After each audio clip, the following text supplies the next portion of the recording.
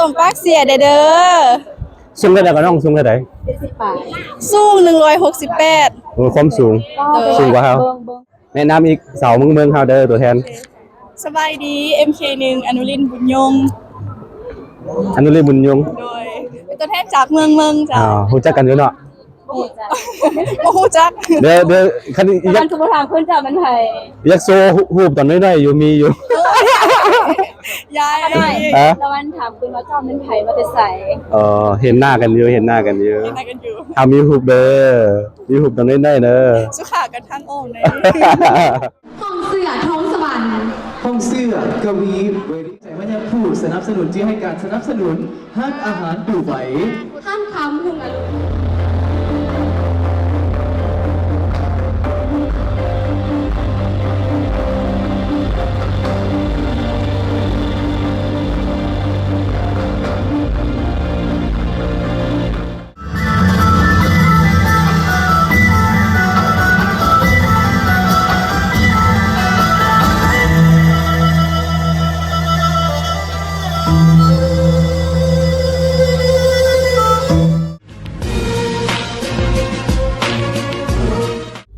สบายดีทุกคนยินดีต้อนรับเข้าสู่ช่องอาคาน้อยอันนี้จะเป็นมื้อที่2ของการเปิดเทศกาลดอกนิ้วบานเนาะแม่นแล้วตอนนี้คือพวกเขากำลังจะไปเบิ่งการแสดงอยู่ในงานดอกนิ้วบานเนาะนั่นก็คือมื้อนี้ก็จะมีการประกวดนางงามเดเป็นรอบที่2รอบที่2หมายความว่ามื้อวานนี่เป็นการโซตัวเป็นการโซตัวแต่ว่ามื้อนี้น่าจะแม่นการโซวิสัยทัศน์โซกันตอบคำถามอีหยังของนางสาวดอกนิ้วบานเด้อโซไมเซตเนาะมื้อนี้นะเราต้องไปลุ้นเข้าไปเบิ่งข้างในของกันแล้วว่ามื้อนี้ว่าผู้ใดสิได้ตอบคำถามดีแม่นผู้ใดสิได้อันแบบว่ามีแววสิได้ที่1แม่นมื้อนี้จะเป็นการหอบคัดเลือกท็อป15ท็อป16ก็ว่ากันไปเนาะท็อป20อันนี้บ่แม่นสุดราคาวะบ่แม่นแม่แล้วมื้อนี้จะเป็นการหอบคัดเลือกท็อป10หรือว่า15วะบ่แน่ใจเพราะว่าทั้งหมดมี20คนนะมี20น้องเนาะสำหรับนางสาวดอกนิ้วบานผู้เข้าประกวดแล้วก็มันจะมีแบบว่าการแสดงศิลปะเนาะจักแบบว่าจักอันหลายประเทศเนาะเอเชียนแล้วตอนนี้คนได้ยินเสียงอันซักวงเซลห้องเพลงอยู่เข้าไปเจี๊ยบ่เป็นเจี๊ยไอ้แซมไม่แล้วซักบ่ไอ้แซมไอ้ซักซักวงเซลเด้อไปใส่ตาเขาจิเข้าไปทางใดนี่เขาจิเข้าไปทางใดเพราะว่าคนหลายเนาะแบบผู้ซึกเขินๆอายๆหน่อยนึงเนาะท่านผู้ชมบ่เป็นหยังเมื่อวานนี้เป็นการแสดงแบบว่าเฮ็ดของแบบว่าประเพณีของแต่ละเผ่า13ชนเผ่าในนี่แต่ว่ามีนี่เป็นการแสดงนี่เป็นการแบบว่าเดินแบบเนาะในเวทีของวันที่2ของนางสาวดอกนิ้วบานเด้อพวกฟอยไลเข้าไปในเลยแม่นสิพาไปเบิ่งข้างในเลย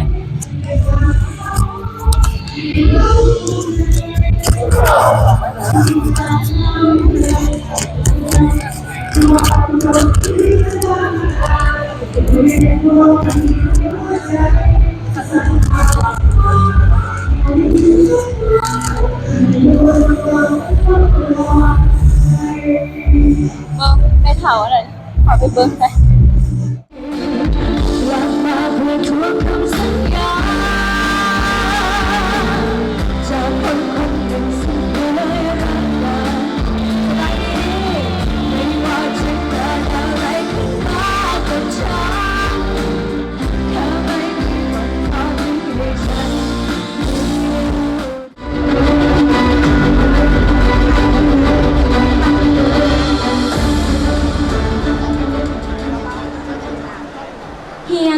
เขื่อนเพชรวงจันทร์ห้องเจ้าแขวงบ่อแก้วขอแสดงความยินดีต้อนรับ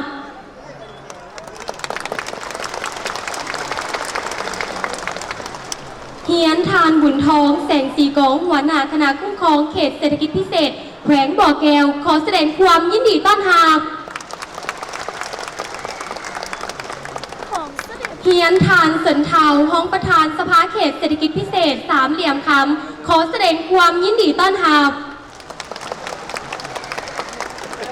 และสบายดีบ้านยังบรรดาทานแขกที่มีเกียรติทั้งทานหญิงและทานซ้ายทีหับแพง อีกหนึ่งครั้งเจ้าต้องขออนุญาตสบายดีอยังเป็นทางการยินดีต้อนรับบรรดาแขกที่มีเกียรติแทนที่จะทันสายเข้าสู่วาระงานประกวดนางสาวดอกยิ้วบานประจำปี 2024 ในรอบเก็บคะแนนสาวนางสาวประจำบัตรี27มังกร 2024 อย่างเป็นทางการขอเสียงตบมือดังๆด้วย และก็เดินบนวันนี้ครับหน้าที่เป็นพิธีกรโดยข้าพเจ้าเอกกบวงศ์พร้อมด้วยพิธีกรคู่ ข้าพเจ้าแอนนาศิดาลาซึ่งมื้อนี้พวกเขาทั้งสองรู้สึกเป็นเกียรติและดีใจร้าย ที่ได้รับหน้าที่เป็นพิธีกรในงานประกวดในครั้งนี้บรรณาทานที่หักเพลงการประกวดนางสาวดอกนิ้วบานประจำปี 2024 นี้ก็เพื่อเป็นการเฉลิมฉลองเทศกาลดอกนิ้วบานที่เบ่งบานในฤดูหนาวของทุกปีพร้อมเคียงคู่กับการประกวดนางสาวดอกนิ้วบานทุกๆปีเช่นกันซึ่งว่าปีนี้ก็เป็นครั้งที่21กันแล้ว ดังต้อนรับอีกหนึ่งครั้งเจ้า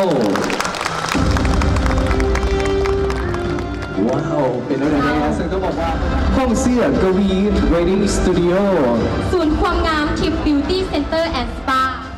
Studio J เจ้าและนี่ก็แมนผู้ที่ให้การสนับสนุนในงานครั้งนี้ขอเสียงตบมือส่งเสริมอีกแล้วในโอกาสนี้แมนจะได้พบกับผู้เข้าประกวดนางสาวดอก มาคนแรกเลย มาแล้ว ตะวันสู้ๆเด้อ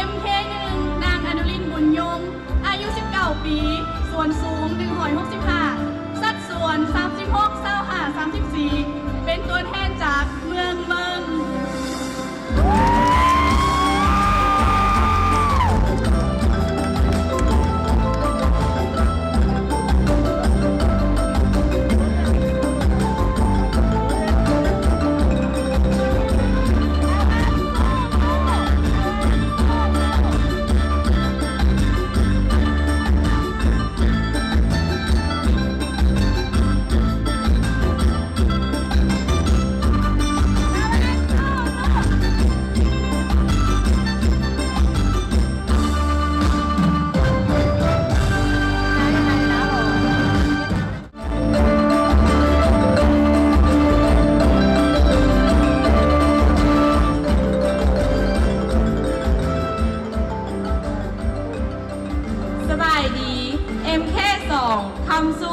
จ้างอายุ 19 ปี ส่วนสูง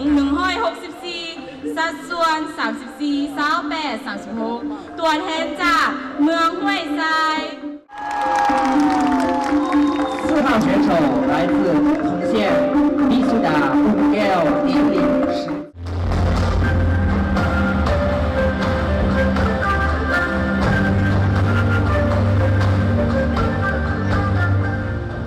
สบายดี MK หานางสุพรรษาแสงขบวนอายุ23ปี ส่วนสูง167 สัดส่วน 34 26 36 เป็นตัวแทนจากเมือง5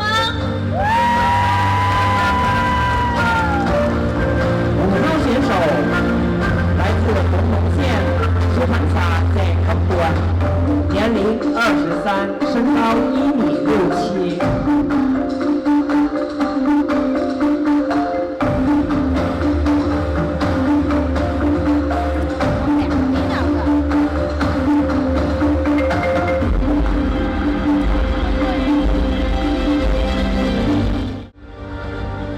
สบายดี MK6 นางพรภาวันจันทวงศ์อายุ22ปี ส่วนสูง165 สัดส่วน32 25 35 ตัวแทนจากเมืองปากผา6号选手来自巴哈县黄桃湾展头，年龄22，身高1米65。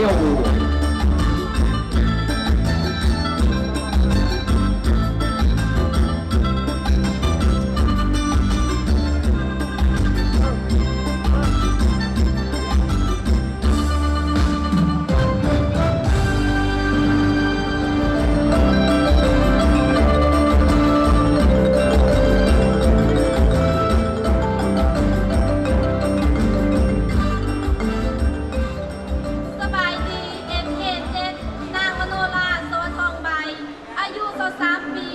ส่วนสูง160 สัดส่วน32 26 35 ตัวแทนจากเมืองห้วยทราย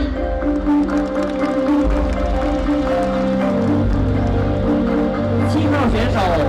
来自回赛县。 สบายดี MK8 นางยุยอินทวงศ์โสอายุ24ปี ส่วนสูง172 สัดส่วน 34 25 34 ตัวแทนจากเมืองห้วยทราย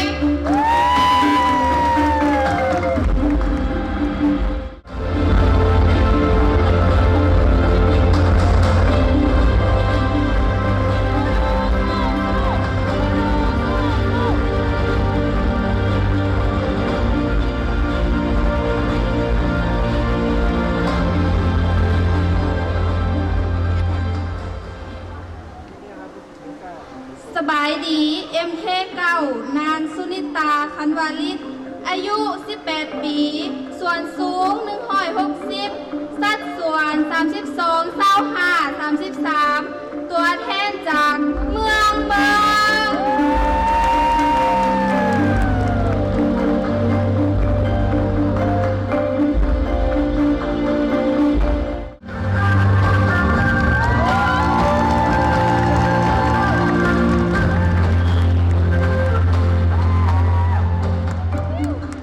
สบายดี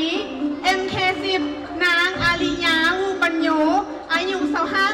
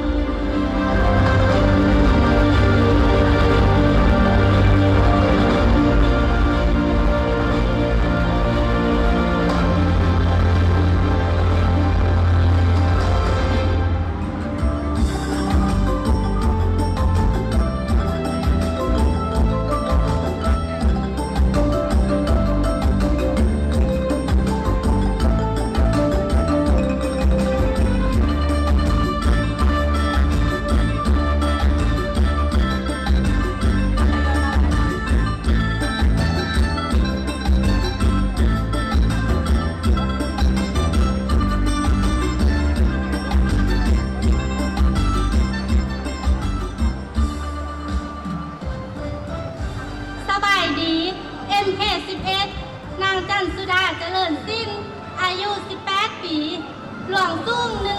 160สัดส่วน36สาวแปด36ตัวแทนจากเมืองห้วยสาย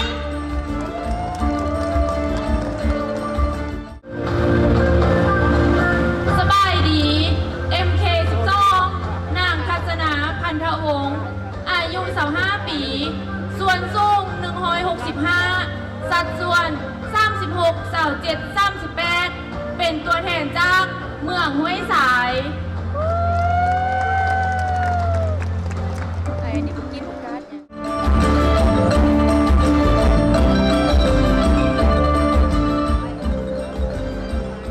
สบายดี MK14 ขั้นตาหงสวัสดิ์อายุ 19 ปี สูง168 สัดส่วน 34 27 36 ตัวแทนจากเมืองปากขา 14号选手来自巴沙县宽大彭萨湾，年龄19，身高1.68米。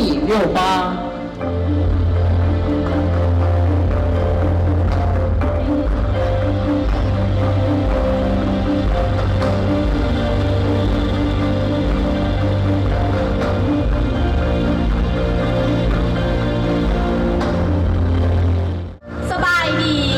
MK15 นางพัชรีใจยาวงศ์อายุ 18 ปี ส่วนสูง162 สัดส่วน32สาว5 34 ตัวแทนจากเมืองห้วยสาย จริงๆมันมี4คน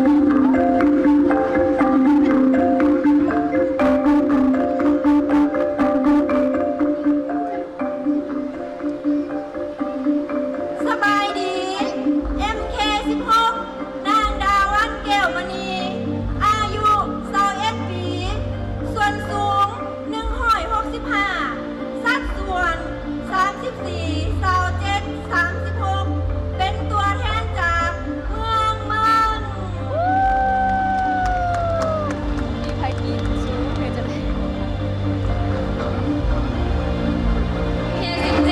นางลันดาเพชรสมพูอายุ 19 ปี ส่วนสูง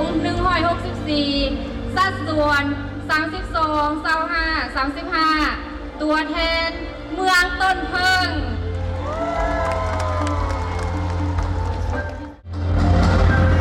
สบายดี MK20 นางจิรพรวิไลวันอายุ20 ปี ส่วนสูง163 สัดส่วน32 27 35 ตัวแทนเมืองต้นเพิ่ง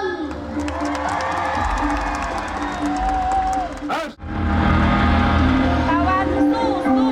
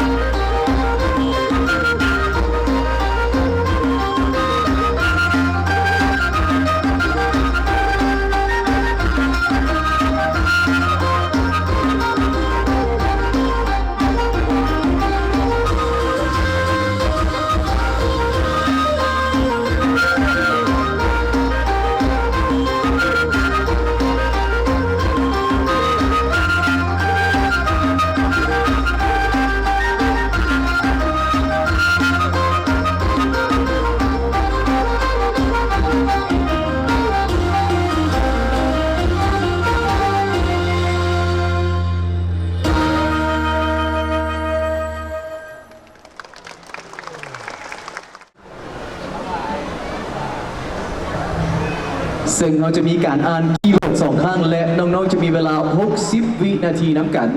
คีย์เวิร์ดของน้องคือค่ายทหารฝรั่งเก่าอีก1ครั้งคีย์เวิร์ดของน้องคือค่ายทหารฝรั่งเก่าถ้าว่าพร้อมแล้วเริ่มจับเวลาได้ ข่ายทานฝรั่งเก่าเป็นประวัติศาสตร์สมัยอินโดจีนสร้างตั้งขึ้นในปี 1900 และได้ใส่เป็นฐานที่มั่นของทหารฝรั่งในสมัยที่ลาวตกเป็นหัวเมืองขึ้น มีที่ตั้งคือจุดใจกลางของเมืองหอยทราย ปัจจุบันได้มีการปรับปรุงบูรณะให้กลายเป็นสถานที่ท่องเที่ยวทางประวัติศาสตร์ เพื่อให้ผู้คนเข้ามาเยี่ยมชมประวัติศาสตร์ของแขวงบ่อแก้วนอกจากนั้นยังมีห้างคาเฟ่และอาหารให้บริการ กาแฟหอมอาหารแซ่บและมีจุดชมวิวที่สวยสดงดงามสามารถเลี้ยวเห็นแม่น้ำของท่านจะได้สัมผัสกับสายลมเย็นๆน้องขอเชิญชวนให้บรรดาท่านแขกผู้มีเกียรติที่มาร่วมงานในครั้งนี้ญาติเวลาหาโอกาสได้ไปเยี่ยมชมขายทานฝรั่งเก่าจิบกาแฟแซ่บและชมวิวเมืองหอยทรายเด้อขอบใจ ใจขอเสียงก็เป็นเตยใส่กับหมายเลข MK1 คีย์เวิร์ดของน้องแมนสาวหนุ่มคีย์เวิร์ดของน้องแมนสาวหนุ่ม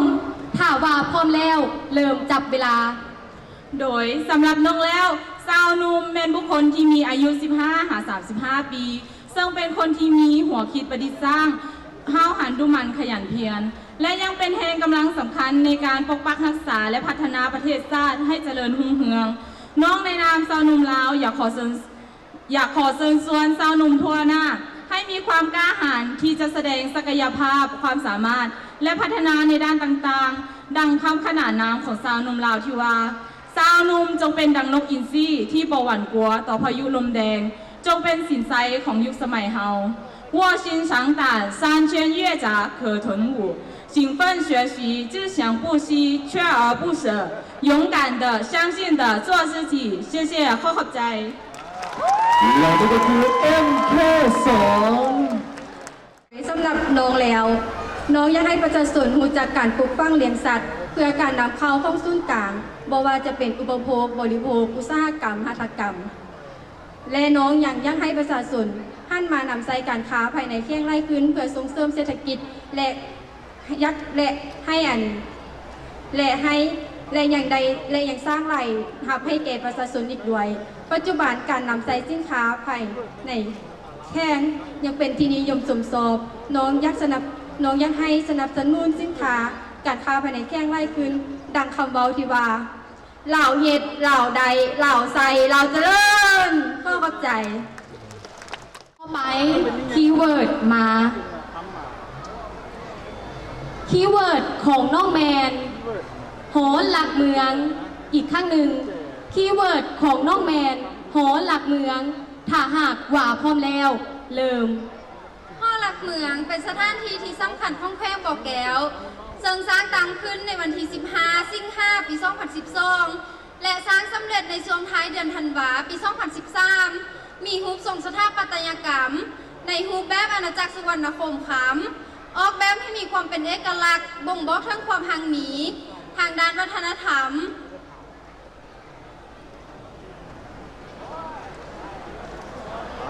ทั้งยังเป็นสัญลักษณ์แห่งความสามัคคี ความองอาจกล้าหาญ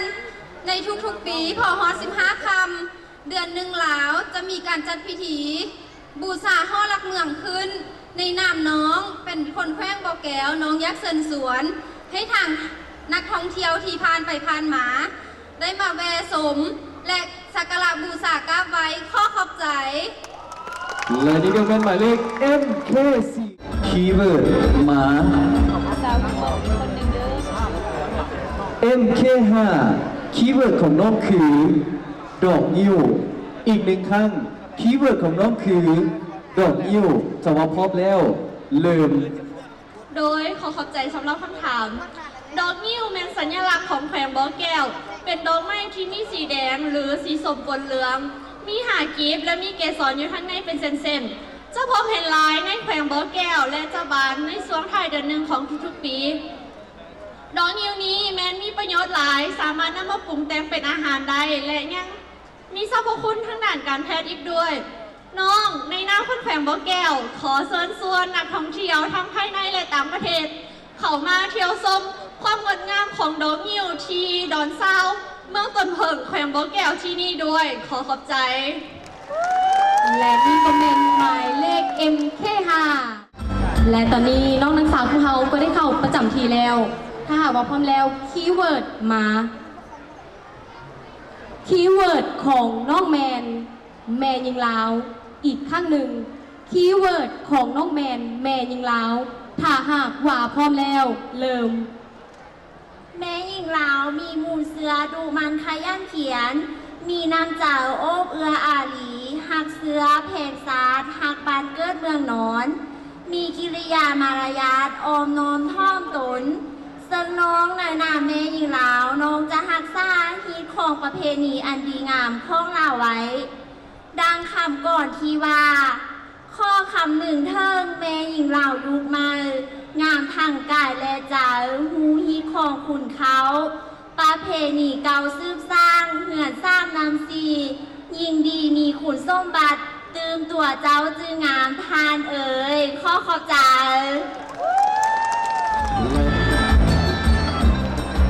มาฮอดวินาทีนี้อย่าลืมมาน้องๆมีเวลาเพียงแค่60 วินาทีคีย์เวิร์ดมาคีย์เวิร์ดของน้องคือโดนพึ่งคำอีกหนึ่งครั้งโดนพึ่งคำชาวบ้านพร้อมแล้วเริ่ม โดนเพิงคำเป็นสถานที่ท่องเที่ยวทางธรรมศาสตร์แห่งหนึ่งซึ่งตั้งอยู่เมืองต้นเพิง มีทิวทัศน์ธรรมศาสตร์อันสวยสดงดงามเหมาะแก่การพักผ่อนซึ่งในปัจจุบันได้มีการพัฒนาเกิดมีหางหาดให้เฮาเข้ามาเที่ยวชมได้ มีน้ำตกตาดจำลอง มีเงินจำลองชนเผา และอาหารขายเครื่องที่ระลึกน้องขอเชิญชวนนักท่องเที่ยวทางภายในและต่างแขวงเข้ามาเที่ยวชมที่ดอนเพิงค่ำได้ขอขอบใจ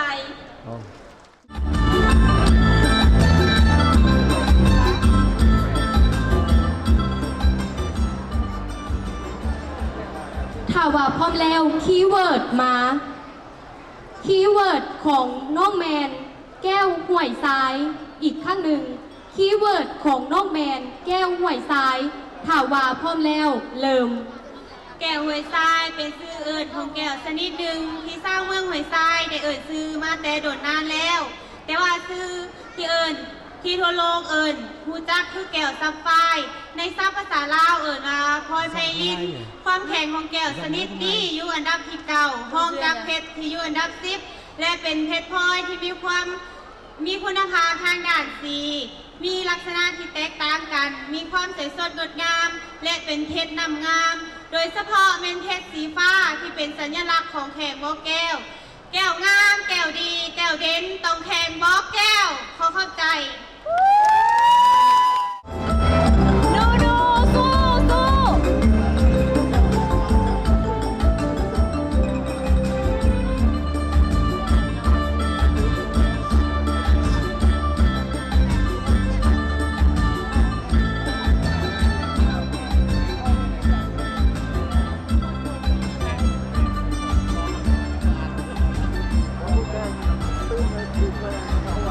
ยังสิบโตเป็นกำลังใจและมาติดตามพบกัน อย่าลืมมาน้องๆมีเวลา60 วินาที พร้อมแล้วคีย์เวิร์ดมาคีย์เวิร์ดของน้องคือ3,000 ปีอีกหนึ่งครั้ง3,000 ปีถ้าว่าพร้อมแล้วเริ่ม 3,000 ปีเป็นซากที่มีอายุพันปี อยู่เทิงผู้ยาคาของเมืองเมื่อนำซามาต้มจะเฮ็ดให้มีกลิ่นหอมแซ่บถ้าไผได้ลองซิมจะเฮ็ดให้อายุยืนยาวเป็นพันปี ถ้าไผได้ลองซิมจะติดใจ จึงเอิ้นว่า3,000 ปี ในนามหนองเป็นตัวแทนของเมืองขอเชิญชวนทุกท่านไปซิม และชมเที่ยวต้น3,000 ปีได้เด้อซิงเกอร์เลยหลาย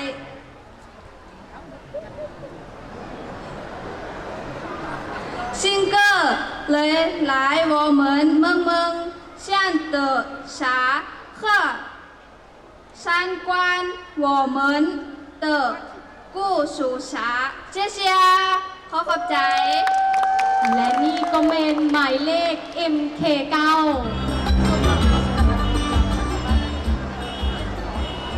และตอนนี้น้องนางสาวเขาก็ได้ก้าวเข้ามาประจำที่แล้ว ถ้าหากว่าพร้อมแล้วคีย์เวิร์ดมา MK14 คีย์เวิร์ดของน้องคือเทศกาลดอกนิ้วบานอีกข้างหนึ่งคีย์เวิร์ดของน้องคือเทศกาลดอกนิ้วบานหากว่าพร้อมแล้วเริ่ม เทศกาลดอกนิ้วบานแม่นงานบุญประเพณีอันหนึ่งของแข้งโปแก้วซึ่งได้จัดขึ้นท้ายเดือนมังกร5ต้นเดือนกุมภาจุดประสงค์การจัดงานเทศกาลดอกนิ้วบานก็เพื่อเป็นการอนุรักษ์ส่งเสริมแบบแผนวิถีชีวิตการนุ่งถือของประชาชนบรรดาเผ่าภายในแข้งพร้อมทั้งเป็นการเชิญชวนนักท่องเที่ยวทั้งภายในและต่างประเทศเข้ามาเที่ยวชมข้อขอบใจ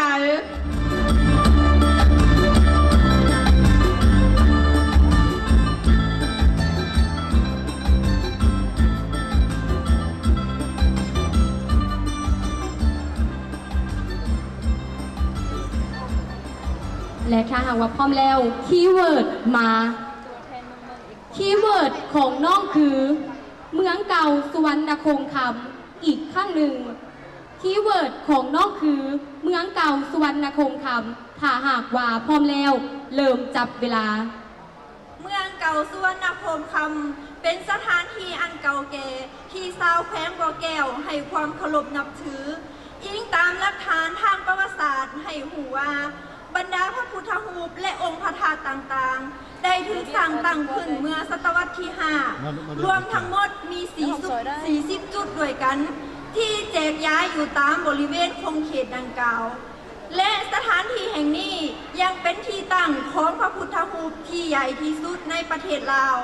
ซึ่งมีความสูงประมาณ 7 เมตร น้องเอง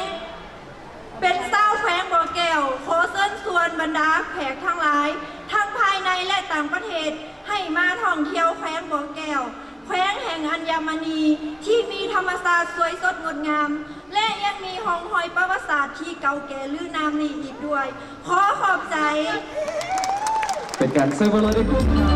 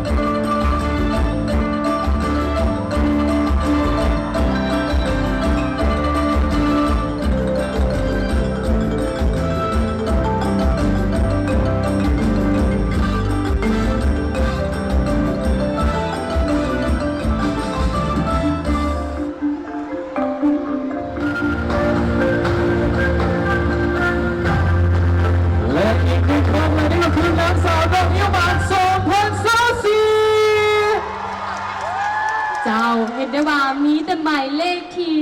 งามกันทั้งนั้นเสือว่าคณะกรรมการนี่จะนักอกนักใจกันอย่างแน่นอน และในรอบนี้ก็เป็นรอบที่เก็บคะแนนฉะนั้นแล้วฝากให้ทุกท่านมาร่วมสมร่วมเชียร์และติดตามไปพร้อมๆกันว่า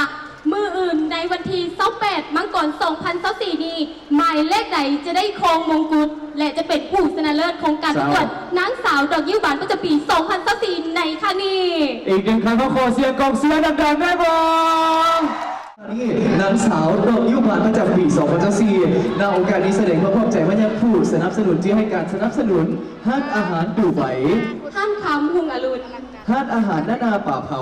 ท่านอาหารขอบคุณหัวโลงแจวขิงน้ำเพิง ห้านอาหารน้ำตกวังเพิ่งค ท่านอาหารห้องเสือท้องสวรรค์ ำห้องเสื้อกวี ทีนี้ถือว่าการประกวดในรอบของมื้อนี้ได้สิ้นสุดลงเพียงเท่านี้วาระนี้ขอเฮียนเชิญท่านเจ้าแขวงบ่อแก้วพร้อมด้วยคณะประธานให้เกียรติขึ้นสู่ด้านถึงเวทีเพื่อร่วมบันทึกภาพกับน้องนางสาวเพื่อเป็นที่ระลึกขอเฮียนเชิญ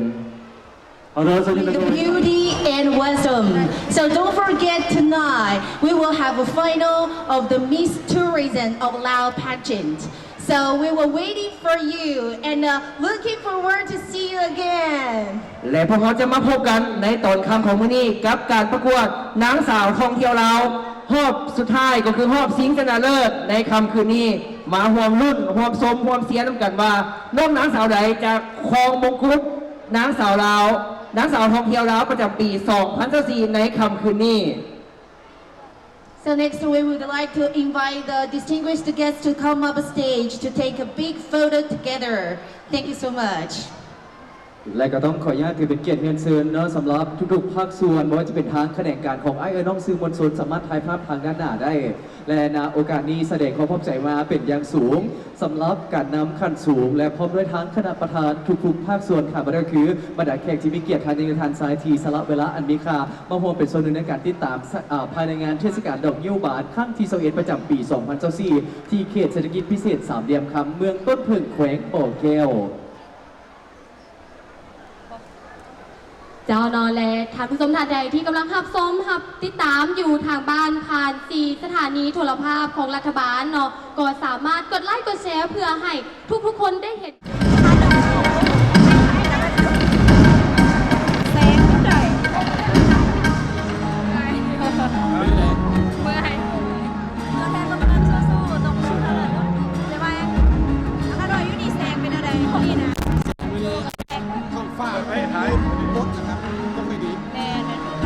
วันนี้โอ้โหเนาะมีทั้งคอและ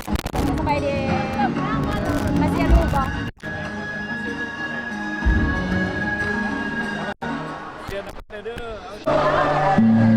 สบายดีมาไปไหนมาไปนี่ฮะมาไปไหนไม่ใช่ลูกสาว1 ใน 3แน่นอน